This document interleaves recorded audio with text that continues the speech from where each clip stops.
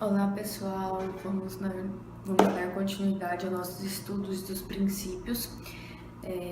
Volto a repetir, vamos lá ler o artigo 150, logo ele vai se tornar um queridinho de vocês vão saber todos os princípios de cor. Nessa aula nós vamos estudar o inciso 4 e o inciso 5 do artigo 150. Eles estabelecem o princípio da vedação, a vedação ao confisco e a vedação à limitação de tráfico de bens e pessoas. Lá no artigo 4º, ele veda aos entes públicos, União, Estados e municípios, de utilizar tributo como efeito de confisco. É mais uma garantia ao contribuinte. Ele visa garantir a propriedade privada do contribuinte. O ente público ele não pode instituir tributos ou cobrar determinados tributos que vise privar o contribuinte da sua propriedade. Ele é analisado caso a caso. Depende muito do caso concreto, do tributo em si, para a gente saber se aquele tributo está sendo confiscatório ou não. Lá no SABAG, em sua doutrina, ele traz o conceito de confisco da seguinte forma. De modo geral, o conceito de confisco tem sido apresentado com a absorção da propriedade particular pelo Estado sem justa indenização. No momento em que isso ocorre no plano tributário, surge o confisco em matéria tributária, revestindo-se de roupagem de tributo inconstitucional. Então, da visão do SABAG, a partir do momento que o Estado ele cobra determinado tributo e retira, expropriando determinado bem do contribuinte sem ter uma determinada indenização, ali o Estado está infringindo o princípio da vedação do confisco. E aquele tributo, a cobrança dele está sendo inconstitucional. Sacha Calmon, ele também trata sobre esse princípio e ele diz que a teoria do confisco, e especialmente do confisco tributário, ou no outro giro do confisco através do tributo, deve ser posta em face do direito da propriedade individual, garantido pela Constituição. Se não se admite a expropriação sem justa indenização, também se faz inadmissível a apropriação daquele bem através da tributação abusiva. Então, vocês podem ver que a doutrina, ela vai para o mesmo sentido de que o confisco, a vedação do confisco, o princípio da vedação do confisco veda o tributo, a cobrança do tributo de forma a expropriar a propriedade privada daquele contribuinte.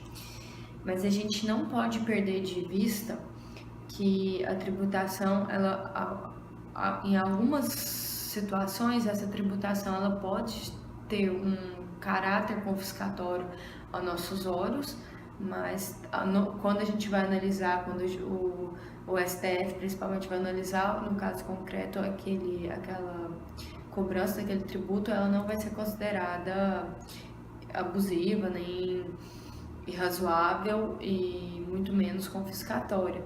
A gente tem que lembrar que o direito de propriedade hoje em dia ele não é absoluto, a propriedade ela tem que cumprir a função social, então determinados tributos eles podem gerar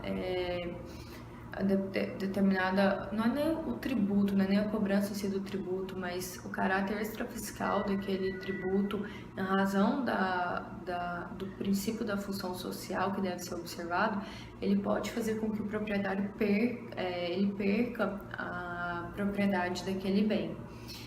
Em alguns casos de poder de polícia, também uma taxa ela pode ser considerada abusiva ou irrisória e assim, aos nossos olhos, ela esteja infringindo o princípio da confiscação, o princípio da vedação ao confisco, mas no caso concreto, em si, ela não está.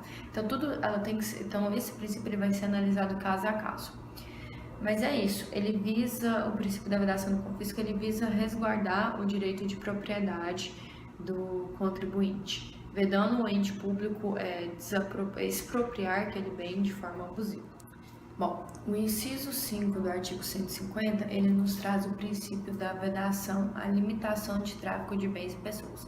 Ele dispõe que é vedado aos entes públicos estabelecer limitações ao tráfico de pessoas ou bens ou bens por meio de tributos interestaduais ou intermunicipais, ressalvada a cobrança de pedágio pela utilização de vias conservadas pelo poder público.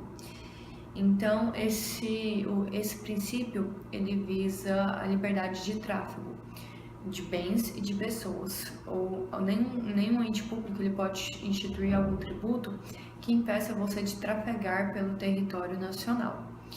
E o inciso 5, ele faz a ressalva do pedágio, que nesse Celama teve várias divergências. Para alguns, ela é considerada uma taxa por ser obrigatória, e para outros ele vai ser considerado preço público, porque tem uma via alternativa, o ente público é obrigado a te dar uma via alternativa. Nesse ponto, o professor Sacha Calmon, ele entende que pedágio, ele não defende o pedágio como um tributo, ele diz que o pedágio é um preço público, semipúblico ou privado, não é tributo, daí a ressalva da Constituição. Então, o pedágio, ele vai onerar a nossa limitação de tráfego, mas de forma lícita, de uma forma que a Constituição defendeu. E ela não é considerada tributos, porque ele não pode ser considerado uma taxa por não ser obrigatório. O ente público ele te dá alternativas para você utilizar e fazer essa circulação. É isso aí, gente. Nas próximas aulas nós vamos estudar os outros tributos que a Constituição Federal, os outros princípios, perdão, que a Constituição Federal ela nos traz. Vamos reler o artigo 150 agora quando acabar a aula, porque a aula foi bem curtinha, vale a pena vocês lerem até todos os princípios tributários estarem de vez na cabeça de vocês, tá certo, gente? Um forte abraço, um beijo e até a próxima aula.